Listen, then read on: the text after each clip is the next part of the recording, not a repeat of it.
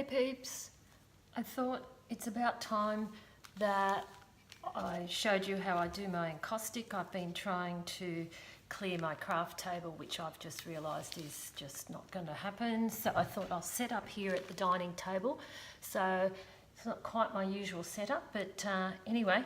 So this is the coloured beeswax and this is the iron that we use. It's a specialist iron from Encaustic art. Prices and whatnot, just check on the internet. In Australia, the irons aren't cheap. I think about $80–85, and it's on. You can tell. Have it on a low setting. It's got a special setting marker there. So we put it on low. I've got some photographic paper. I think it's photographic paper, isn't it? Yes, it's this. This is what I'm using at the moment. Yupo paper works really well with this sort of stuff, but sometimes photo paper does, so I'm going to give this a go. Now, so all coloured waxes, these are my favourite. This is very messy, but this is clear wax, which just helps move the colours around. I do have, that's coloured beeswax, and I do have just a plain big block of beeswax. I actually use that sometimes just to clean the base of the iron, and also to use to move the coloured wax around. So I'm just going to push this up here. This is not a tutorial, this is just me playing, just showing you. I often wrap the iron around my hand like that. It's just easy to keep the cord out of the way, and you just use this as a palette, as they say, and I just usually pick my favourite colours. So it just see how it melts, and some colours have a different melting point, but I just play. You just, oh gosh, get too much of it on there. Anyway, I'll just show you with that. Let's move my wax, and you just put it down and just very light. And that's not the right kind of paper to use, so I'll give it one more try, and then I'll have to go and hunt down some Yupo paper, I think.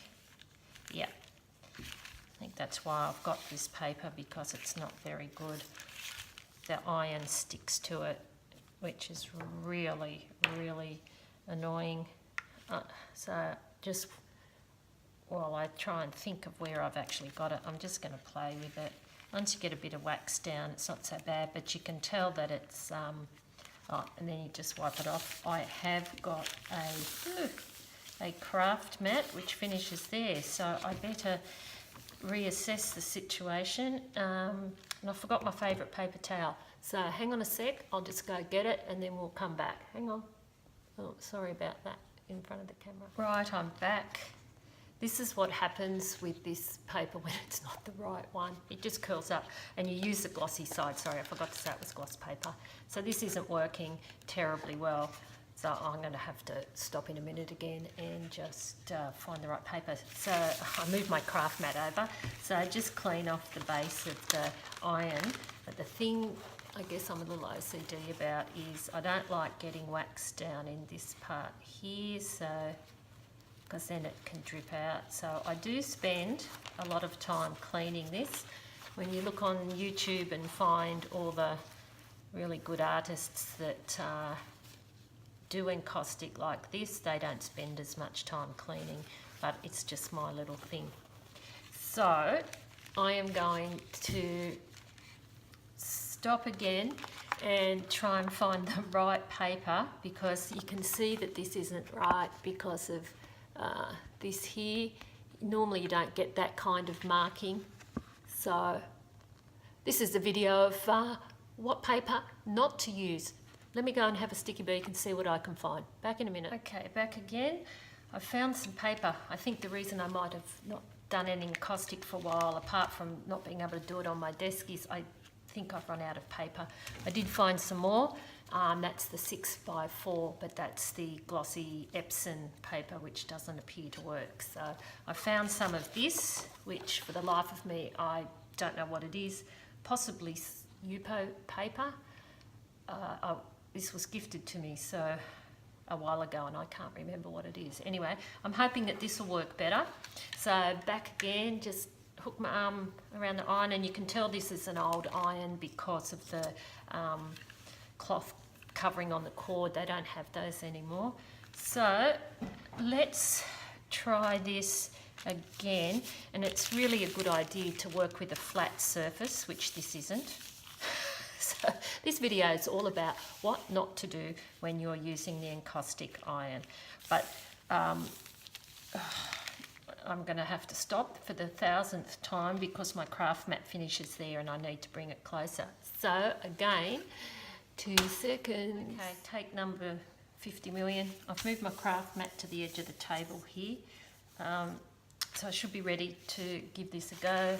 So we talked about the old cord and here we go. How not to do this. How not to do this. Hot palette. Again, it's not scorching hot. I have no idea what the temperature is, but you just set it on low because that's what the instructions tell you to do. Hot palette. This is another favourite colour of mine. Dark colour, and I put some light colour on it.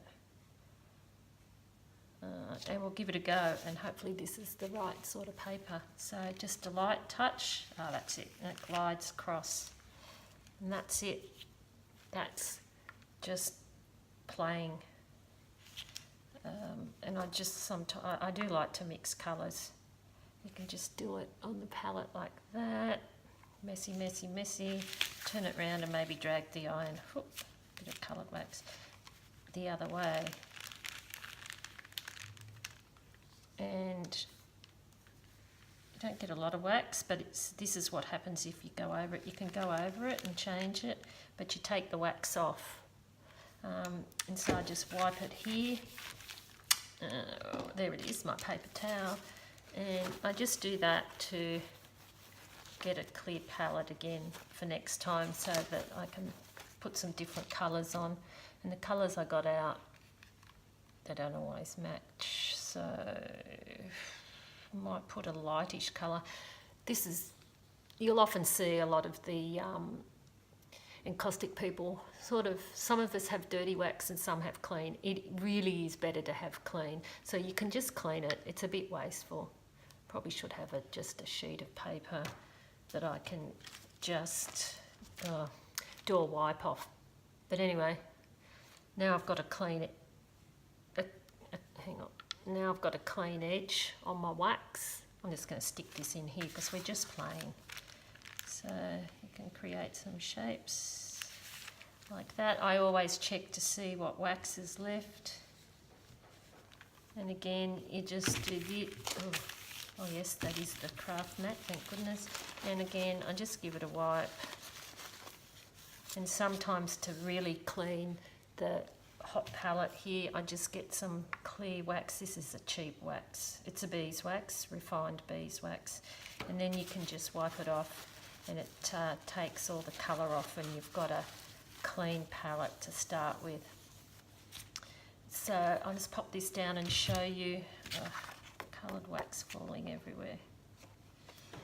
So that's all I've done. I've just started to play. And normally I would start off with the 6x4 as a size to work with because it's easier. There is a bit of a technique to this and it does take a little while to get the hang of it, that's for sure. So you just keep playing. I might see if I can, well, there's all sorts of things. Let me just put some wax on here so that I can play a little bit more. I usually like to work close to me and I haven't got it set up like that. So you can create all sorts of shapes by how you move the iron. If you just get the iron and put it down gently and lift it up, you get this kind of shape. So you can actually see the shape of the iron there. and you can see the textures that you get. So with that much wax on the paper, you can just keep doing this and lifting it and lifting it, and then you get this. Oh, look at that, isn't that, I love that, that is cool. And you can create this sort of stuff often, and so with that I think I'll just do this, create a bit of a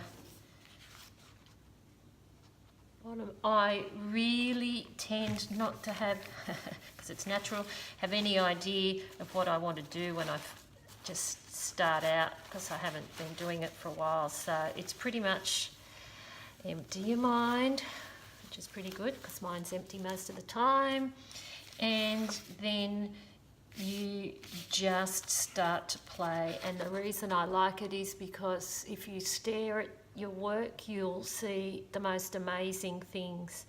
And the other thing I like about this is I think it's pretty impossible to reproduce with the iron and the wax that exact piece.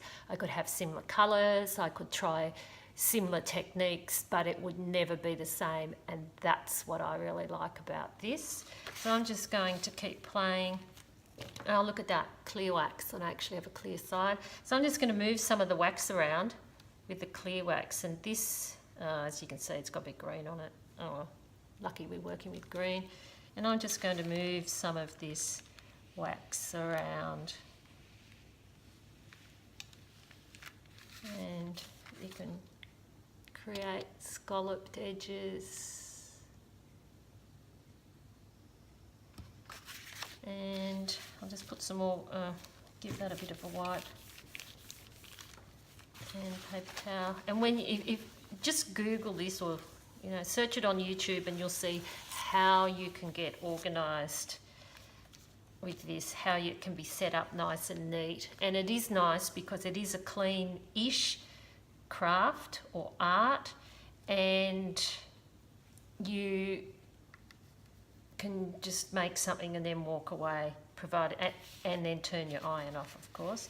So down and up, down and up, down and up, down and up, and then you just create things, and then you turn it round to see which way it looks best. I'll just, again, you have to, well, it's always good to clean the palette off, as I keep saying, and as I say, my OCD, which I don't really have, but I love just sitting. I'll clean the iron for half an hour after I've finished, and this is all I do, sit here, stick this down, and get out the wax so that it doesn't melt. I know, weird, but that's what I enjoy. I'm just going to pop this down, and I always get bits of wax everywhere. So you just hold it and you go, and then you hold it this way, then you turn it that way, and then that way, and then you might find something in there. I'm not really looking too much at the moment because otherwise it gets boring on the video. But it's just, well, you can have a little cave there. What else? What else can I see? Sometimes you see people, dragons, fish, whales, dolphins, shells, you name it. That's just really basic beginning, and that's the best way to start with. And yeah, you get bits like this. I don't know if you can see where the wax hasn't melted, but it's so textural. That's what I like. And then when you're finished with your piece, you get a soft cloth, and you polish it up. This is a silk scarf, and just gently, so I don't think it shows up, but it's quite dull. And then once you give it a bit of a polish, which I also like doing, so you've got to use a clean soft cloth. So always just check to make sure you haven't got any dog hair, cat hair. You just give this a shine. But again, I don't think this is going to come up on the video, to be honest, because it's a bit hard to see. But it just shines up. Shines up, and I love it. So that's just playing with some paper, possibly Yupo, coloured special beeswax, which come in little blocks like that. Yeah, it is not a cheap art form by any means. And the specialist iron, and I'm not affiliated with this company, it's just the iron that I use. And there are no holes, because if there's holes here, you're going to get wax stuck in it. And that's a whole nother video that I'll talk about. So this is just the start of what you can do. And I'll do some more videos, and we'll work through this, and then you can see how I get to work on some of my bigger pieces. Okay, thanks for watching, guys. I'll see you soon. Bye.